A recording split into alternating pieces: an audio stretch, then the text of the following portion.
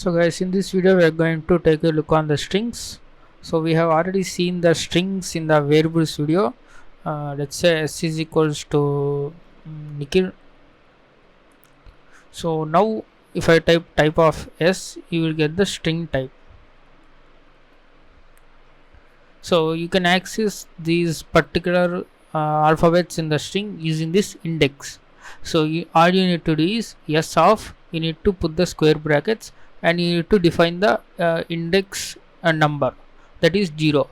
The first one is 0. If you type s of 0, you will get the n, and this one I is the index 1, index 2, index 3, 4 and 5. So as in the computers, everything starts with 0. That's why in the it's like an array, and this will also starts with 0. So s of 0 defines n and s of 1 defines I. So you will get the value of some exact index of this string. If you type s of 2, you will get the third element, that is k. So this is one way of indexing. You can also index from backwards. If you type s of -1, so -1 is the last element and -2 is the second from the last elements, and h is the third from the last elements. If you type s of -1, you will get the last element, that is l. And in the same way, if you type s of -2, you will get the third element, which is h. So this is how to access the particular element in an string. You can also access particular range of strings. So since I have said that n goes to 0 index, 1 index, 2, 3, 4, 5, and I can access a particular range. Say if I want to access nik, all I want to do is I want to say 0 is to, and this is to is like a range, and 0 to I want to say 0, 1, 2, 3, right? So this 3 is the index of the fourth element, that is h. This is the exclusive, this is inclusive. So 0th index is inclusive and the third, that is the fourth element, is exclusive. That means we get the range from nik. So we got the range only from 0 to this second index. It is like 0 to 2. Remember, this right side one is exclusive. Similarly, you can get you can also if you did not specify 0, it will take the 0 as a default. You will get the same output. Now what if you want to reverse the string? So that is, you want to say is to, and then it will give the all the elements. So starting from 0 to 0. So if you did not specify anything, it will give the 0. So that's why we got from everything. So let's say is to -1. So it takes 0 as a first index and it will -1. It will decrement this -1, and then you will get the -1. And again at the second iteration, then the -1 gets decremented by 1. Again you will get the -2, -3, -4, -5, -6.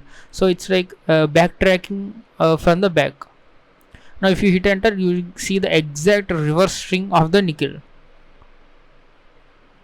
So as you can see, if you sound confused, it's like a is to b is to c.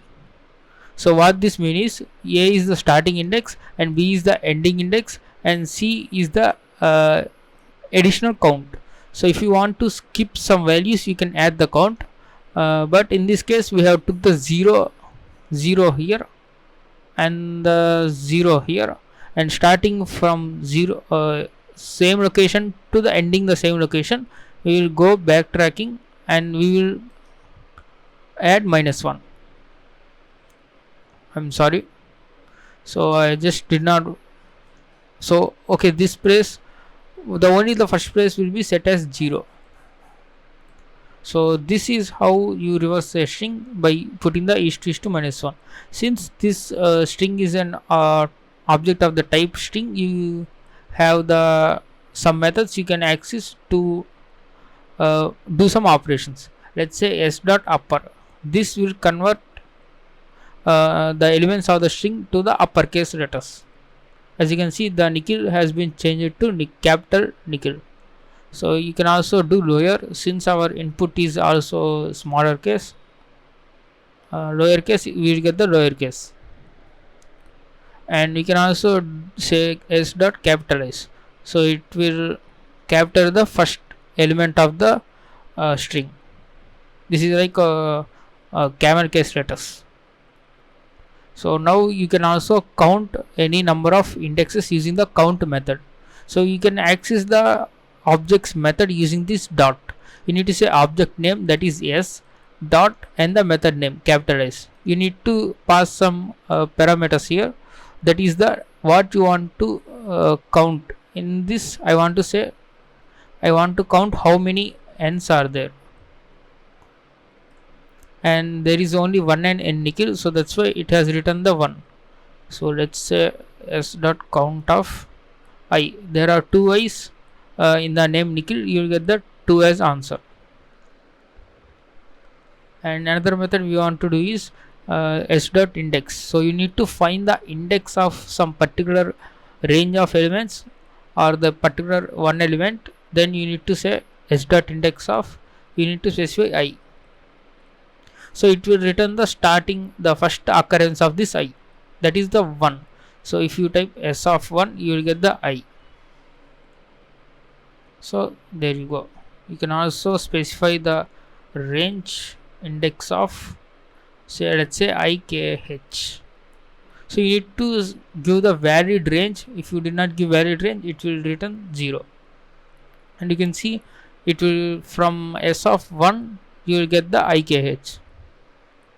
So that's all for this strings video. I hope you have understood. We have sliced the index. This is called index slicing, and we have also seen some methods: lowercase, uppercase, capitalize, counted, and index. So these are the most basic methods you use in the programming.